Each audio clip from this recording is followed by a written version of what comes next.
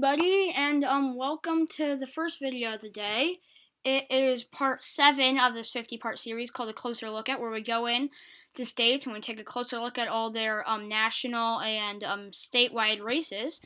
We've done Washington, Oregon, California, Nevada, Arizona, and New Mexico. We're moving geographically, starting with Washington.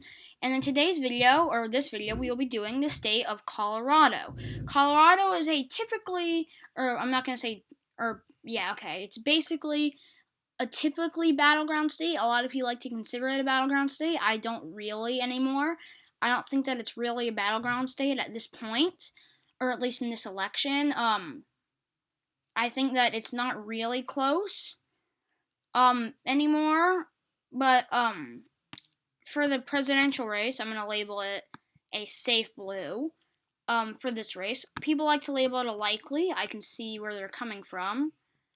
However, if you go look at the President 538's forecast, Donald Trump has about 400 odds at winning. That's about what Amy McGrath has at winning in Kentucky, and they gave Mitch McConnell safe.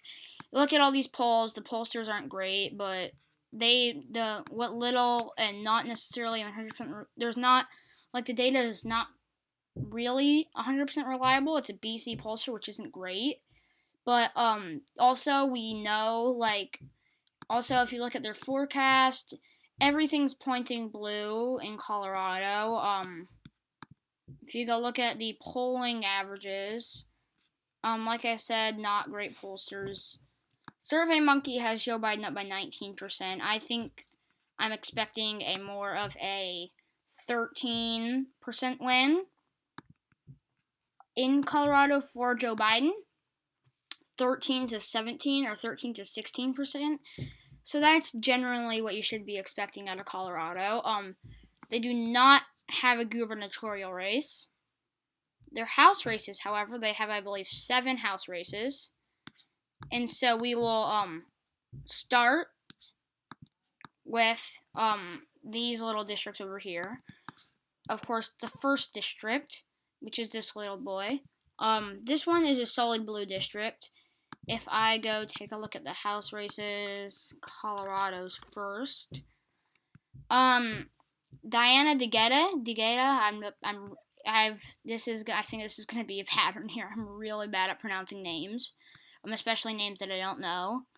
But she has 99 and 100 odds at winning. The worst case scenario for her is winning by, 25%.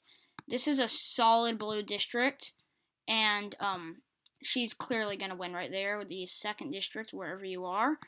Here, this is also a solid blue district. So if we go take a look, Joe Neguse has a pretty good chance. If Charlie Wynn were to win, Wynn wins.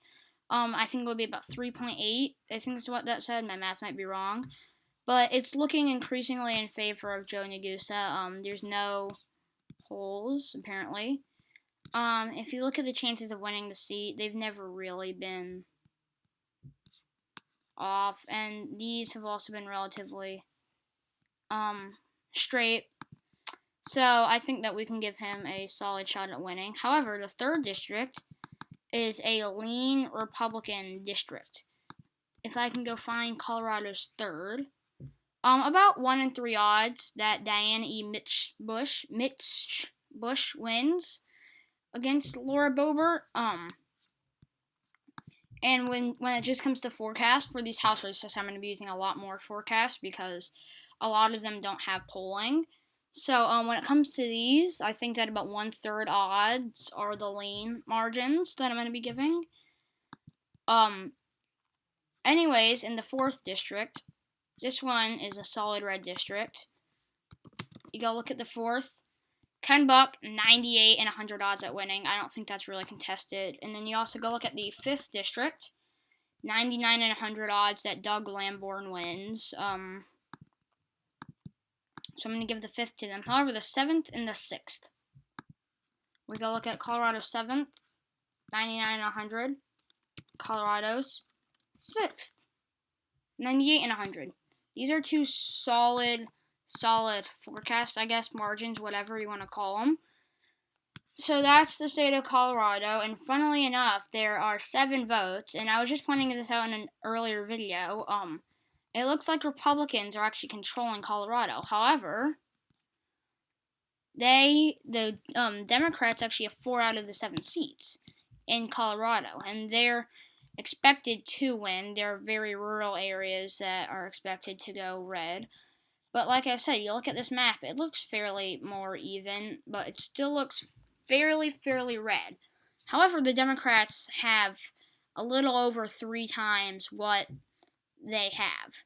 So that's just something to look at. And then the Senate election, Colorado's a solid blue. Cory Gardner is putting up, I don't want to say a good shot because it really isn't, but John Hickenlooper, 83 and 100 odds. Like, it's not really going to be a contest. I don't see Cory Gardner winning. Like I said, if you go look at the polls, Hickenlooper, there's no polls that have Cory Gardner winning. Like I said, I don't really want to say he's putting up a decent challenge because he's not, but I mean, like, he is putting up better than Trump was in Colorado. I would not be surprised if he won, or if he lost in Colorado by a smaller margin, or if John Hickenlooper won Colorado by a smaller margin than Joe Biden did. And so, yeah. That's the end of today's video. That wraps it up. So, next video, will be the state of Utah. So stay tuned for that. Yeah, thank you so much for watching. Stay tuned for Utah. I hope you all have a great day, and I will see you, with the Utah prediction. Bye.